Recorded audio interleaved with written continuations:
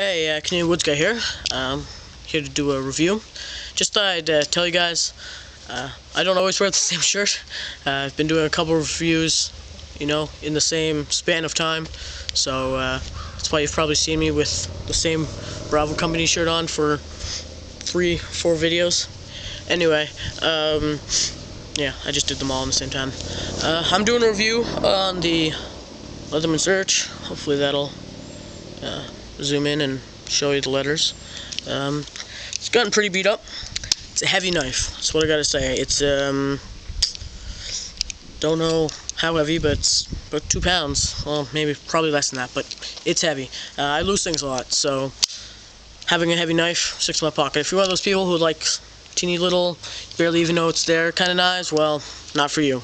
But yeah, just to get really started on it, it's got my favorite, open from the outside design. You can open anything, pretty much any of the exterior tools. There's 4. You got the serrated knife, got the plain edge knife, which I like. There's no stupid connected. If I want to whittle, I'll whittle, and if I want to use a serrated for cutting rope or whatever, I'll use serrated. And the nice thing is they're both on the thumb side to open, right? Thumb side here, thumb side here. So when you pull it out of your pocket, boom, it's right there. You can open it one-handed. The other things on the other side, you can't really open them one-handed normally. Most people wouldn't be able to because your hand's in the way there. You can't push it that way. But I've kind of figured out that if you flip it upside down, push it like that, flip it right side up, you got your tool. So that works fine.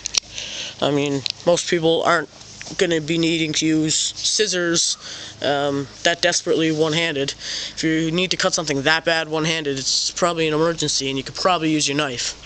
So, I don't know. And the file, I mean, you're not in emergency sharpening something one-handed hanging from a tree and it's life or death. Generally, you don't have to sharpen your knife. So, you see what else? The locking mechanism here. It's really nice. Pop a tool out, and it's got a little notch right there. You probably see it's dark on the thing. It's a little notch, and this little T-shaped thing right here, it's a bar. The top of the T is a bar, and when it goes down, click, and that's not going anywhere. It doesn't even wiggle at all. I've had this since September of this year, and it's June now, so almost a year now. Still doesn't wiggle, and I use all these tools. All but 2. Anyway, locks, I doubt it'll deteriorate, just the way that the method that they've designed it. I don't think it's going to loosen or be less locked, I guess you could say, over time, which is nice. One thing, once you've oiled it up, from like when you first get it, it's not like this, but I haven't loosened anything. I've just used it over time, and I've put some lube on it, and I can even open up the pliers one-handed. See? So, down, up, see? Down, squeeze it together. So that's pretty useful. Again, generally you don't have to open pliers up one-handed, but if I'm walking around sometimes, or not walking around, but if I'm just sitting, campfire or something, I'm bored out of my mind, I can sit there and start flicking my knife, or flicking my pliers. And it's not like I'm flicking a butterfly knife, possibly cutting my hand. It's, oh no, the pliers are going to cut me, so it's all good. Yeah, for the tools inside, what we got here is one side, we got 3 tools that are quite useful, that I use all the time. Get an awl, just spin it around and make holes. Although I'm not really sure what the hole's for. The little hole in there, I guess. What I thought it was is if you put a piece of string through, and then you push this through a hole, and you can take the string out the other side. I guess that could be what it's for. I'm not sure though. Big screwdriver or a prying device. Again, the locking mechanism is good, so if you want to pry with it, I doubt it'll loosen. And this little mini screwdriver, which is removable, along with 2 other devices, which I'll talk about. The other side, another one of the removable devices, which I lost. I lose things pretty easily, and with a heavy knife like this, you don't really lose it. Teeny little screwdriver like that, which I don't really use too often. I lost that. So, and the other tool, which you can't get out unless you open up the screwdriver, which kind of bugs me, but I don't really use this one either too much. It's a can opener. Most cans nowadays have tabs, so I don't really see. And this little V, I still have never figured out what this little V in there's for, but I'm sure some people would find them useful. Not really me. But yeah, it's a heavy knife, so as I said, I lose things pretty easily, but you're not going to lose this. It's heavy in your pocket.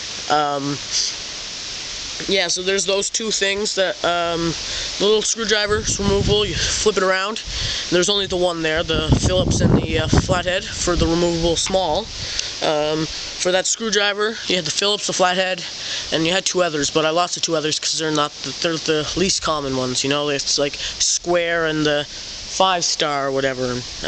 Not quite as common, so not really used often. Well, I lost those ones, the Phillips and the flathead too. So anyway, and the file here, that's removable too. And there's a saw. I never even used a saw once.